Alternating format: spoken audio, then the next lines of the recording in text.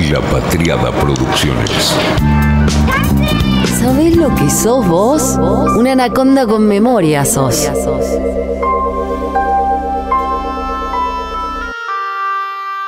Qué rico es el whisky, qué bebida compleja. La cantidad de capas que tiene no la tiene ninguna otra. Es como descubrir a una persona, no se termina nunca. En este episodio no vamos a hablar de una destilería en especial, ni de un whisky en particular. Vamos a hablar de los sentidos, de por qué nos gusta tomar whisky. ¿Tomaste whisky alguna vez? Supongo que si escuchás habitualmente los Anaconda Whisky es porque sí, o porque tomaste o porque te da curiosidad. Somos medio nicho todavía, pero queremos crecer. ¿Cuál fue tu primera vez tomando? ¿Hay alguno que ya sabes que te gustaría probar? ¿Tenés claramente un preferido o va variando según tu estado de ánimo? Yo tengo muy presente dos cosas de mi infancia y mi juventud. Los blend, década del 70, los whiskies nacionales, era lo que había acá. Mi papá laburaba en ese momento en una empresa importadora y traía, y hacía una maldad. Ponía los malos, los whiskies malos, o menos buenos, malos, en botellones esos de cristal grueso que se usaban en esa época, y mentía. Les decía a los conocidos que no eran muy amigos, que no sabían nada de whisky, que ese era importado. Y por ahí metía criadores. Claro, es como dice Juan Carlos Boucher, no hace falta saber para disfrutar, pero el conocimiento amplifica la experiencia. ¿Cómo será el placer del whisky que el rey Enrique de Inglaterra viajaba a Escocia a beber un de Glenlivet incluso cuando su propia corona tenía prohibido el whisky? Así como el vino marida con comidas, el whisky marida con momentos. Sin duda es el placer máximo que me da el whisky, que me dio en todos estos años, es las relaciones humanas que me hizo forjar, ¿no? Conocí un montón de gente, colegas de trabajo, competidores también. Me hice un montón de amigos en serio, o sea, amigos no con los que hablo muy de vez en cuando, sino con los que me junto periódicamente y que los conocí por cruzármelos en un evento y charlar de whisky o en un bar o en redes sociales. Y nada, eso es lo más lindo, o lo que a mí me genera más placer, la verdad, poder haber encontrado gente tan valiosa por culpa del whisky, por así decirlo. Y que creo que voy a seguir encontrando, porque todos los días me va pasando de encontrarme con alguien, de cruzarme en algún evento, en alguna conversación en redes sociales o lo que sea, y que tal vez dispara algún tipo de afecto. Así que nada, espero poder seguir en esta industria por muchos años y conociendo muchos whiskies nuevos y mucha gente. El que habla es Joel Goldin. Él es embajador del Museo del Whisky. Lo conocí en una cata del museo. Después lo vi varias veces más en otras catas. Y me hizo probar uno de los whiskies que se me han vuelto favoritos, por lo menos ahora. Los Milk and Honey de Israel. Uno especialmente que se llama Apex y que es una bomba atómica de placer en el paladar. Joel y Juan Carlos Boucher, que lo mencionaba antes, otro embajador del Museo del Whisky y autor del libro Whisky, Agua de Vida, accedieron amorosa y amablemente a participar de este episodio. Tal vez no te sean nombres familiares, pero te aseguro que lo que este Anaconda Whisky te trae con ellos dos es el Olimpo del mundo del whisky en Argentina. Puede que tal vez sea un episodio más largo que de costumbre en los que son los episodios de whisky, pero venimos de una situación compleja en Argentina y, como les dije el episodio pasado, estos episodios de whisky son un puente para poder dialogar y poner lo que tenemos en común con otros que no tenemos tanto en común. Y este momento es el ideal para parar, para disfrutar, para meternos en nuestro momento de placer. Como dice el meme, vamos a calmarnos, y acá lo que diríamos es keep calm and drink scotch. Así que te invito a que disfrutes a estas dos personas que tanto, pero tanto saben de whisky. El otro recuerdo que tengo, además de mi papá haciendo trampa en esos botellones, es mi primera vez de whisky solo, puro. No en Don Pedro o esos tragos, por favor, que tomábamos en los 80. Digo, la primera vez que lo tomé puro. No sabía y le di un shot como con el vodka y obviamente me quemé. Claro, el paladar no sabe nada y el whisky es una bebida tan compleja que toma todas y cada una de las papilas gustativas y le exprime la función a cada una.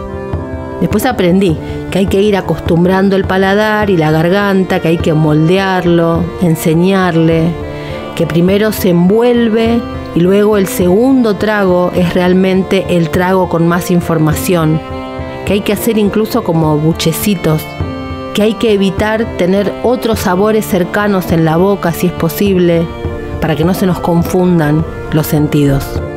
Joel, ¿tu primera vez con el whisky? Mira, no me acuerdo del todo porque debo decir no con vergüenza, porque el pasado no se puede cambiar, pero sí con cero orgullo, que yo empecé a consumir alcohol desde muy chiquito. Era realmente un nene.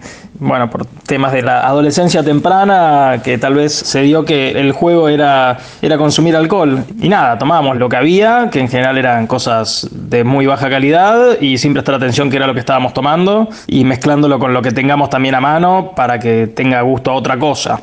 Así que probablemente en alguna de esas mesas hubo alguna que otra botella de whisky dando vueltas, a la que nunca le presté atención. Pero sí me acuerdo del primer whisky que me senté a tomar y a degustar, digamos, a conciencia de la bebida que estaba teniendo enfrente, que fue también de bastante jovencito. Yo debía tener unos 16 años, estaba escribiendo unos ensayos para un trabajo que estaba haciendo en ese entonces. Y nada, me acuerdo que era de noche, en mi casa ya se habían ido todos a dormir y yo, para hacerme el loco, el dandy, agarré y dije, bueno, aprovecho y me sirvo un vaso de whisky porque es la que va. Sentarse de noche solo a tomarse un vaso de whisky mientras trabajás, y como sentirme un gran adulto. En realidad era un mamarracho, pero bueno, no importa. Me acuerdo que agarré, había unas petaquitas de Valentine's que habían quedado en una caja de una mudanza que habíamos hecho hace poco, y me serví un vaso lleno de hielo hasta arriba de todo. Me serví un poco del whisky y me quedé escribiendo lo que estaba haciendo, y recién varios minutos después me acerqué el vaso. Obviamente el whisky ya estaba bastante enfriado y diluido, lo cual lo hizo un poquito más ameno.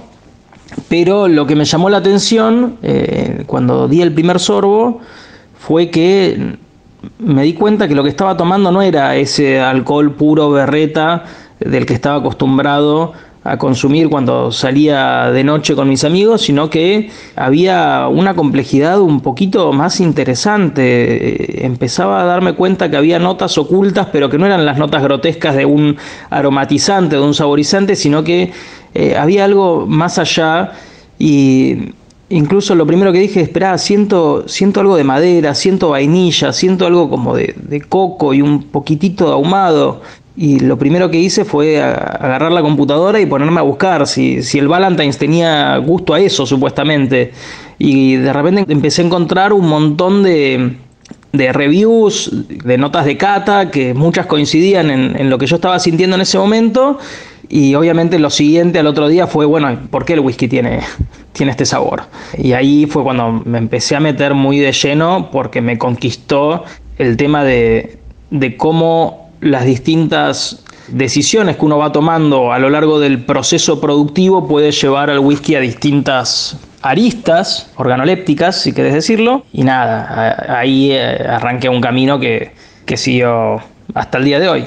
El whisky es una bebida que seduce, conquista, y una vez que uno se enamora, no se va más. No te podría decir cuándo fue la primera vez que tomé whisky, pero sí te diría que fue de joven, 20 y pocos años, y para mí era un ritual. Era un momento que me conectaba conmigo mismo, era un momento de regalarme, de conexión, y el whisky era esa bebida que me acompañaba cuando realmente quería conectarme con una lectura, con escribir, pensar, reflexionar, una bebida que se toma poco a poco. No se puede tomar un whisky como una cerveza en verano para refrescarse. Implica redescubrir la lentitud, ¿no? Y las circunstancias fueron esas. Y la primera impresión que tuve con el whisky es la de una bebida muy intensa. Creo que lo que más me enamoró fue ese raro dulzor y esa peligrosa potencia que encierra. Es un gusto adquirido. Uno al principio le cuesta, pero cuando te conectás realmente con su esencia y empezás a descubrir esa diversidad de posibilidades que te brinda, realmente te cautiva, ¿no? El whisky no nos dice las notas, uno le dice al whisky. Cada whisky es diferente por lo que hizo la madera y cada barril es como una huella digital. Pero cada uno de nosotros también le pone a la bebida lo que uno es o lo que uno es en ese ratito. Yo después ahí seguí tomando varias botellas de whisky que iba encontrando, sobre todo intentando hacer mucho análisis de qué podía conseguir para optimizar la relación precio-calidad sin incurrir en las botellas clásicas. Y fui probando varios que me gustaron mucho, pero el punto de quiebre más fuerte fue cuando probé mi primer single malt. Pues yo había viajado de intercambio justo antes de cumplir los 18 a Estados Unidos. Obviamente llegué a Estados Unidos, donde la edad mínima para comprar alcohol es 21, entonces durante muchos meses estuve sin tomar una gota, y lo primero que hice cuando volví fue me traje 3 botellas del free shop. Una era un single malt, que era un Glenfiddich, y que lo compré porque pensaba que era algo así como un Grants Premium, como la versión single malt de Grants. Yo ya estaba un poco familiarizado con el término, pero no sabía bien de qué se trataba, ni había probado antes uno. Y nada, cuando lo tomé y sentí esas notas a fruta, manzana, pera, nada, fue algo que sin duda me marcó un antes y un después. Un antes y un después. Todo lo que juega a favor en el barril del whisky, juega en contra en la botella. Vamos aprendiendo que con agua fría lo cerramos y con agua a temperatura ambiente le abrimos aromas y sabores. Es la bebida que desinhibe, pero la cabeza va más rápido. Es exactamente así.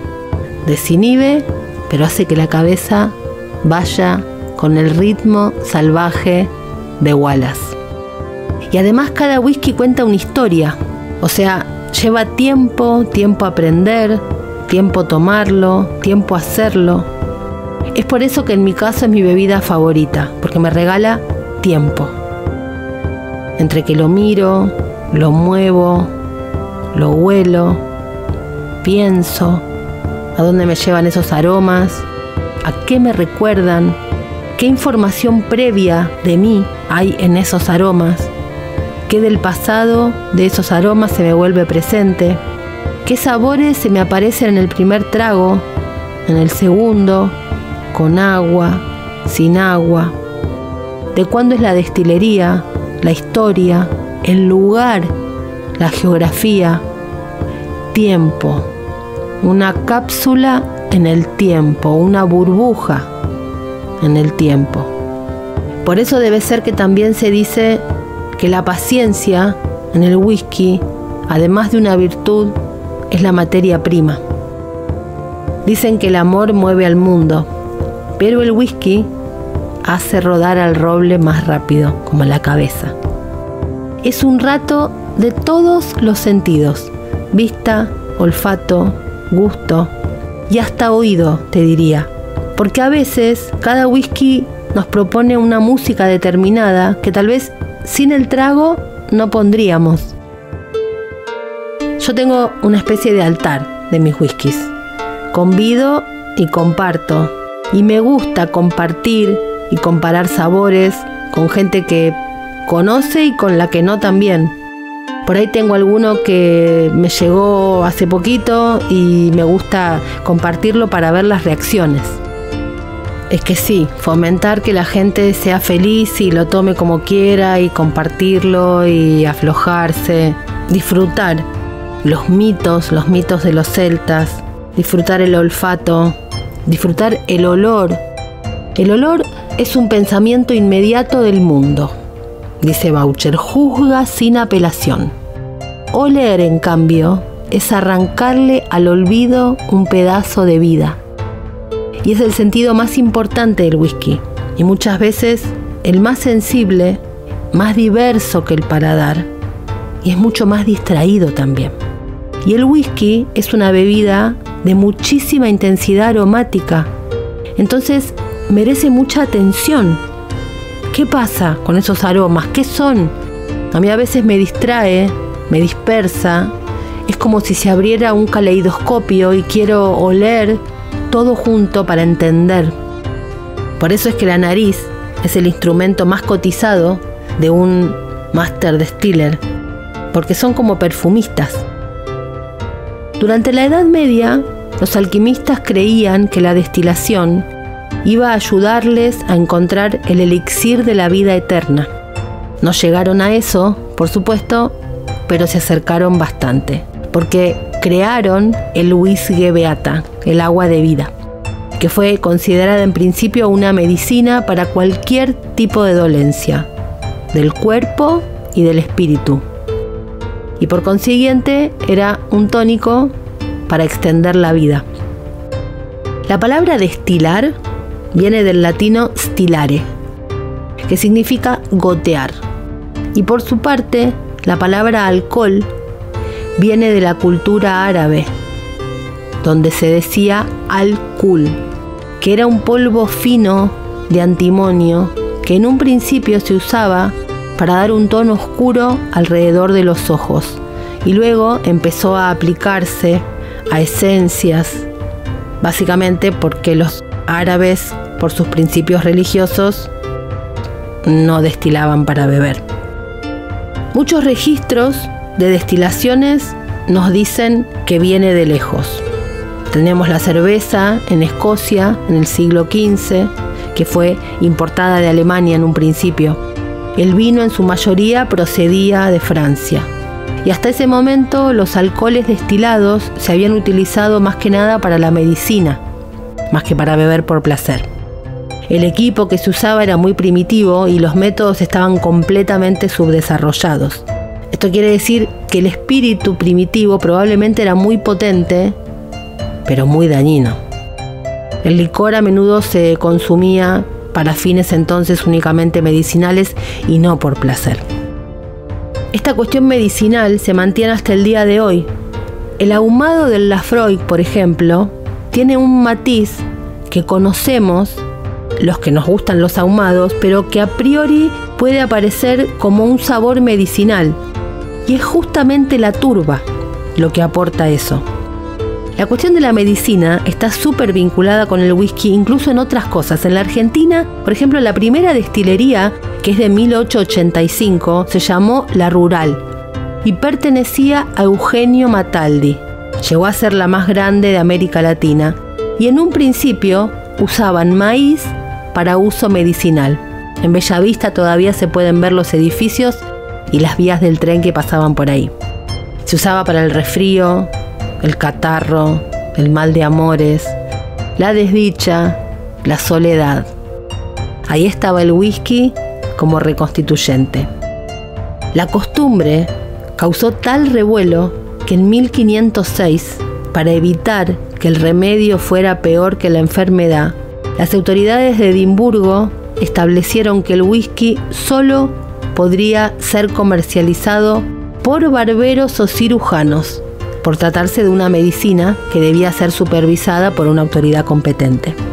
Dicen que para saber si la calidad y potencia eran las correctas, tenían un método que consistía en combinar cierta proporción de whisky, agua y pólvora. Si no resultaba posible encender la mezcla, significaba que estaba por debajo de la graduación alcohólica requerida y por consiguiente el whisky era demasiado débil. Si ardía con una llama transparente y continua, era de una graduación aceptable. Y si explotaba al ser encendido, significaba que tenía una potencia que podía llegar a dejar exhausto al más acostumbrado bebedor. No lo hagamos en casa, ¿verdad? En lo vinculado al placer, las bodas entre clanes eran fastuosas, con enorme cantidad de alimentos y bebidas. Los funerales duraban días y el whisky estaba presente en ambas ocasiones, para celebrar la felicidad de los que contraían matrimonio como la felicidad eterna del difunto. Y no proveer agua de vida a los dolientes era considerado una falta de respeto, un insulto y hasta una afrenta. Dice Boucher en su libro que el whisky no ha dado un rey a Escocia, pero sí un presidente a los Estados Unidos. Hay miles de anécdotas que dejó la prohibición. Una de ellas cuenta sobre un hombre muy astuto y previsor llamado Joseph Kennedy, un self-made man, un irlandés que se desempeñaba como político en Boston, con vínculos con diferentes sectores.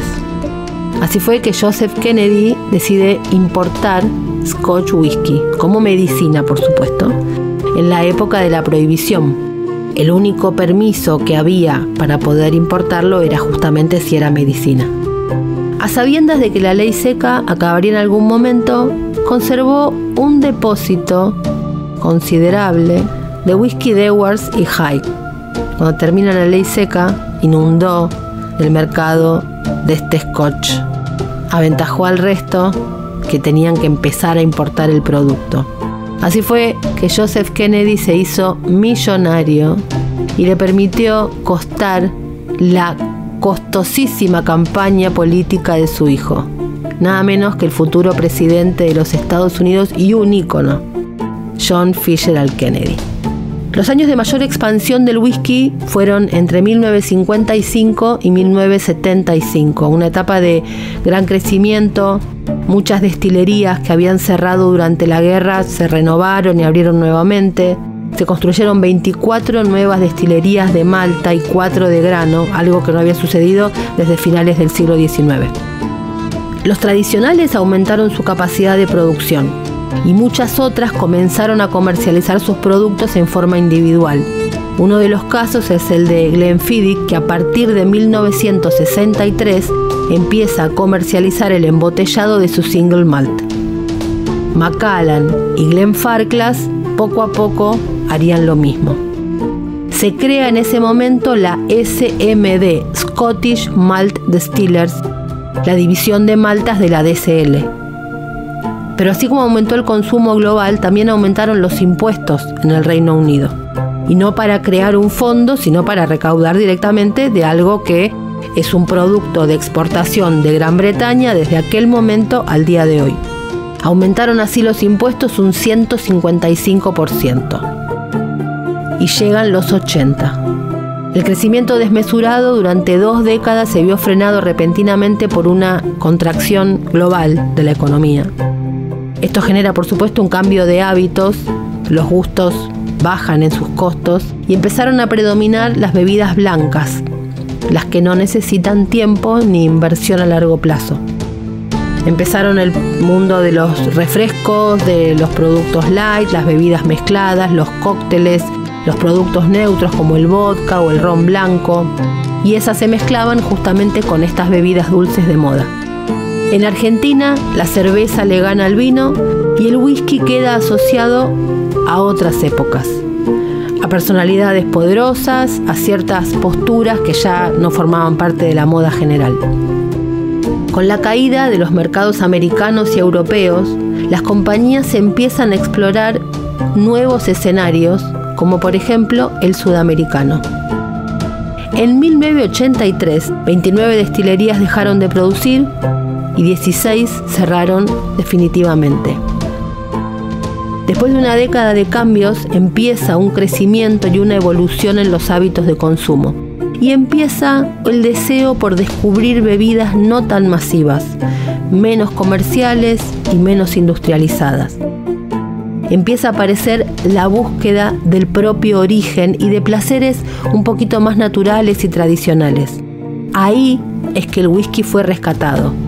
Vuelve el whisky de Malta del olvido, y estos whiskies que habían sido durante años testigos silenciosos del trabajo de los maestros mezcladores, ahora tienen un lugar que ocupar. frente al reconocimiento de los consumidores cada vez más exigentes. Los whiskies blend, los mezcla, habían acaparado siempre la atención de los consumidores y aún hoy siguen siéndolo. El 90% del total de consumo es de blend. Pero ahora los mismos master distillers empiezan a trabajar sobre algún específico componente de la mezcla para darle, siendo un blend, una personalidad específica a cada uno de los whiskies. Por eso es que se suele asociar el lujo con el precio y en realidad tiene que ver más con la experiencia, porque la creación de la característica personal de cada whisky empieza a darse con el conocimiento y los gustos de cada uno, y uno empieza a buscar lo que le gusta, no tanto con la cuestión de los precios. Los mercados asiáticos empiezan a dominar la escena y obviamente acaparan la atención de los productores, para quienes empiezan a crear whiskies exclusivos. Tenemos el boom de los duty free y ahí empiezan a ser los lugares de mayor venta de whiskies de lujo, y ahí empiezan a lanzarse muchos productos exclusivos. Empieza a accederse a una bebida que estaba un poco más encerrada y además empieza a crecer la comunicación de las destilerías.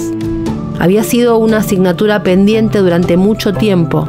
Se abren los mercados, empiezan a acceder personas que antes no llegaban y las destilerías van a buscar a esos mercados y empieza la segmentación, impensada un par de décadas atrás. Seiichi Koshimitsu es un master distiller de Suntory, la destilería japonesa, y dice sobre eso: en Japón existe la cultura del whisky. El Mitsuwari, que es la mezcla de whisky con 2 medidas de agua fría y hielo en un vaso de trago alto, era la forma más popular de beber whisky. La gente quería algo más equilibrado que permitiera beber varios vasos. Ahora buscan los whiskies de lujo y los single malt con sus características más individuales. La sociedad estaba estratificada, era una pirámide. A medida que ibas subiendo, consumías un whisky de nivel más alto. Hoy, la idea de jerarquía ha cambiado. Ahora no siempre bebes un whisky de gama más alta porque te han promocionado en el trabajo, sino porque quieres probarlo. Incluso los principiantes, los bebedores jóvenes, beben whisky de malta y de gama premium. Este surgimiento de lo individual en Japón se ha reflejado también en sus whiskies. Lo que dice Seiichi es lo que sucede hoy en casi todo el mundo de las bebidas. El conocimiento acerca a disfrutar y a conocer, y ese es el verdadero lujo, dice Juan Carlos Boucher. Hoy hay un redescubrimiento del whisky y un rejuvenecimiento de la categoría. Se abren destilerías para abastecer mercados en todo el mundo: Rusia, India, México, Brasil.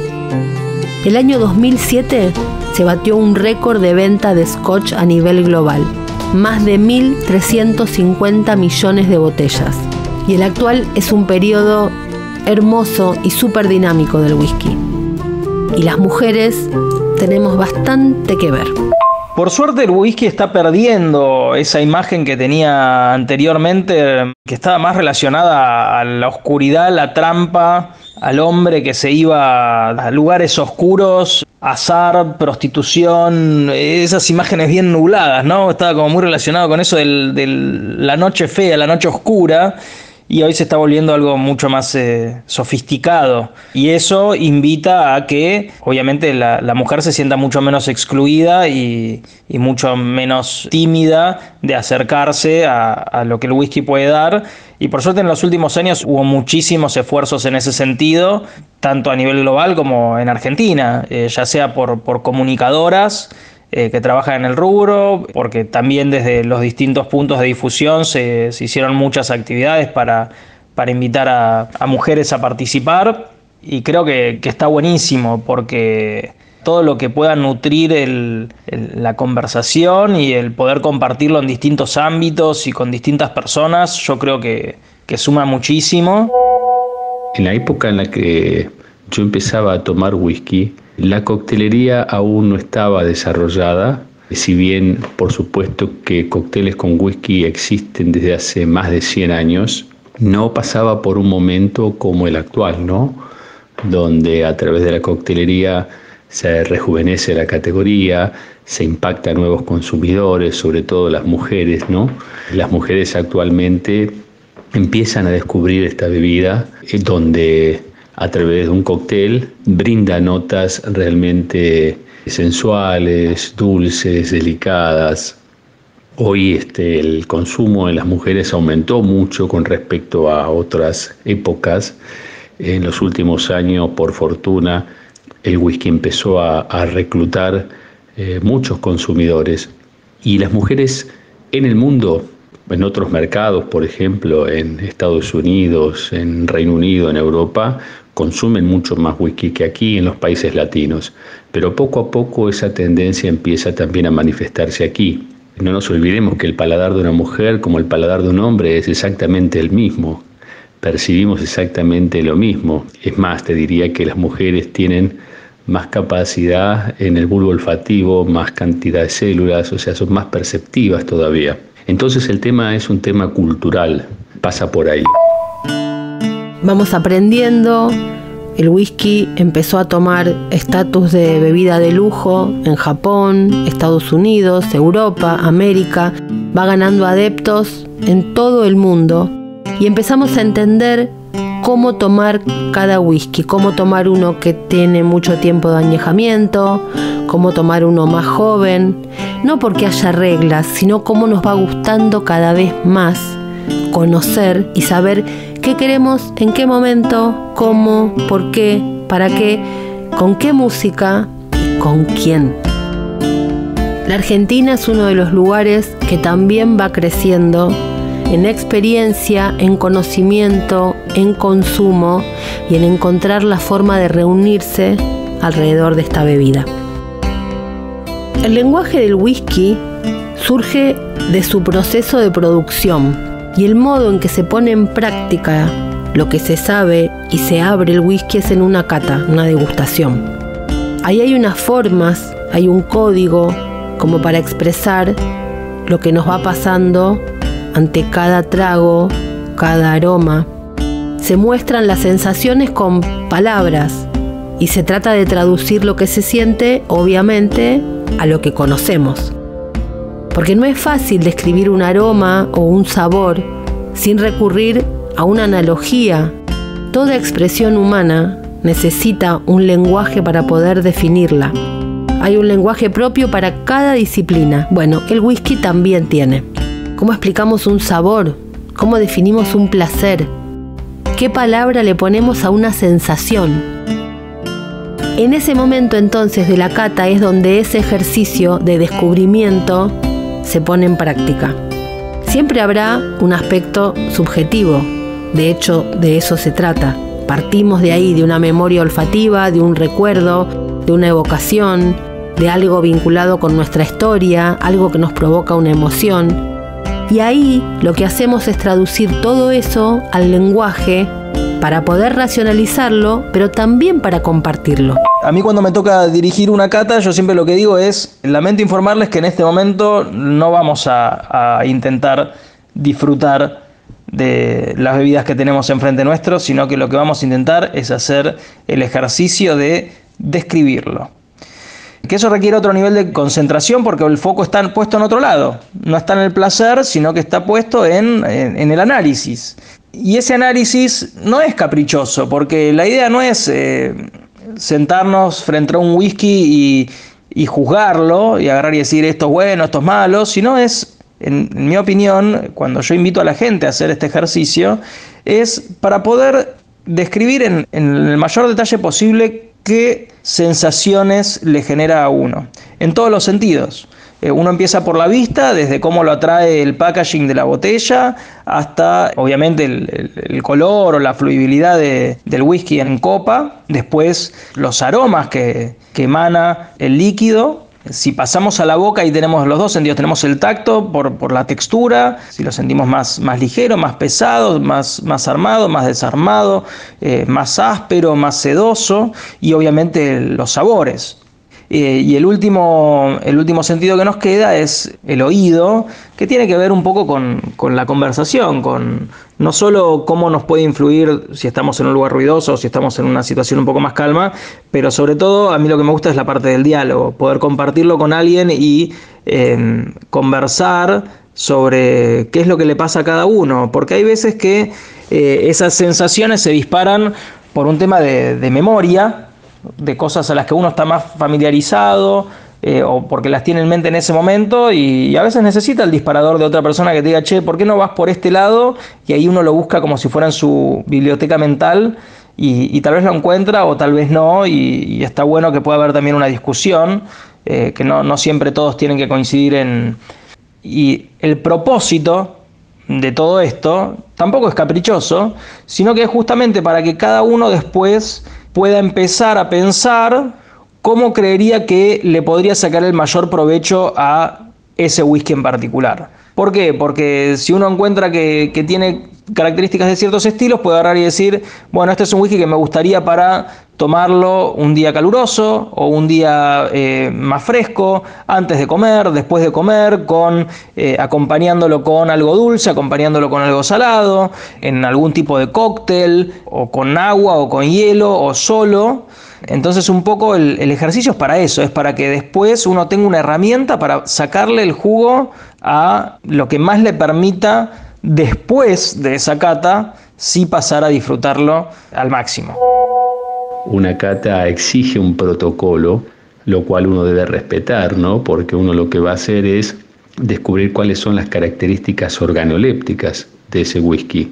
Uno tiene que analizarlo, descubrir su anatomía, su cuerpo y su espíritu. Y para eso hay una serie de medidas que tenemos que tomar, ¿verdad? Circunstancias que tenemos que ir generando.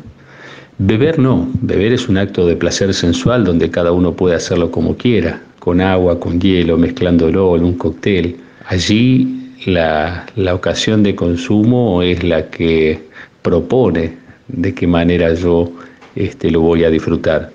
En cambio, el ejercicio de cata es un ejercicio en el cual uno debe estar muy comprometido y debe estar con todos los sentidos despiertos. No se puede beber distraídamente. ¿Y por qué el whisky y no otra bebida? Es que me genera emoción. Las otras bebidas no es que no la tengan, pero es que a mí no me la generan. Tal vez es como que no las termino de entender o no consigo que me apasionen. Con bebidas alcohólicas me ha pasado que me conviden productos de muchísima calidad, de muchísimo precio, vinos, rones, cognacs, gins, vodkas, etcétera. Y nada, como que los tomo y digo, está todo bien, pero no me encienden esa chispa especial, que evidentemente, bueno, a otras personas sí lo hace y está perfecto que sea así. Tal vez en una época yo era más proselitista y cerrado, más kamikaze del whisky o del single malt, pero hoy estoy en una etapa muchísimo más abierta y respetuosa de que cada uno tiene que encontrar el placer donde lo encuentre y ser feliz con eso y no meterse en los placeres de otro. A mí lo que me pasa es que cada vez que tomo whisky me lleva a ese momento en el que... a esas dos situaciones que yo te comenté hace un rato. Incluso cuando tomo Glenfiddich 12 años, por más que no sea mi malta favorita, me genera siempre el mismo fenómeno, que es como el de, no sé si viste la película Ratatouille, cuando el crítico le dan de servir un plato que es súper sencillo, pero lo lleva a su infancia. Bueno, a mí me lleva a mi adolescencia tardía, si querés, pero nada, me genera eso. Es un tema de la emoción que te genera, porque generó un apego particular en la persona y por eso te hace vivirlo distinto. Para mí el whisky es la bebida más intensamente aromática, es una bebida para quienes se atreven a los sabores, es una bebida muy compleja, y cuando digo complejo no digo difícil de tomar, sino que tiene mucho por descubrir. El whisky no es ni complejo ni complicado porque se puede tomar como cada uno quiera, pero sí es el whisky una bebida multifacética, tiene muchas caras. Uno en un whisky puede encontrar notas dulces, delicadas, melosas, florales, frutales, especiadas, ahumadas, potentes, turbosas, marítimas. Es decir, siempre digo que hay un whisky que se adecua a cada momento, ¿no? Y a veces hay momentos para varios whiskies.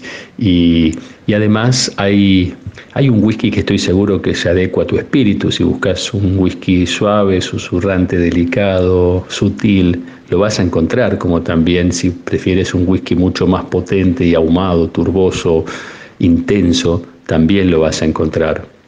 Yo diría que todo se resume en 2 palabras: sabor y ocasión.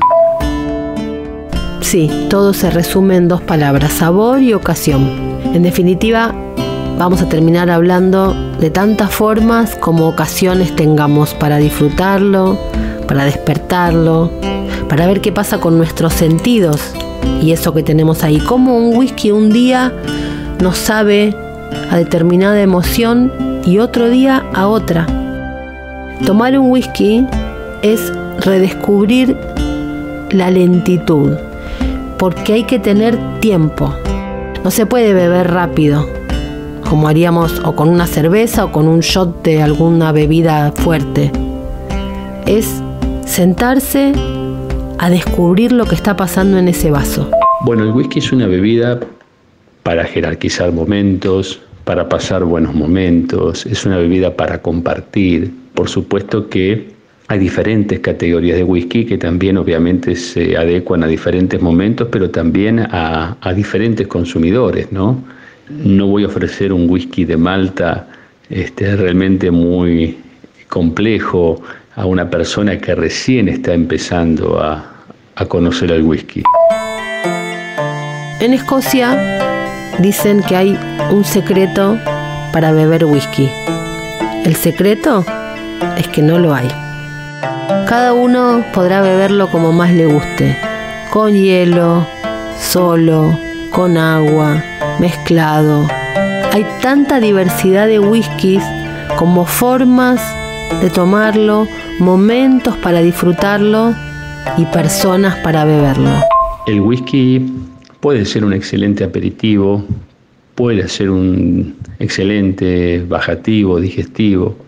También se puede acompañar con las comidas. Si vamos a disfrutarlo como un aperitivo, buscaremos un whisky suave, ligero, fragante, de un final más corto y seco. Si vamos a disfrutarlo después de la comida como un bajativo, bueno, buscamos un whisky de más cuerpo, de más intensidad, tal vez de más años de añejamiento, que nos regale una experiencia más compleja, con un mayor final en boca.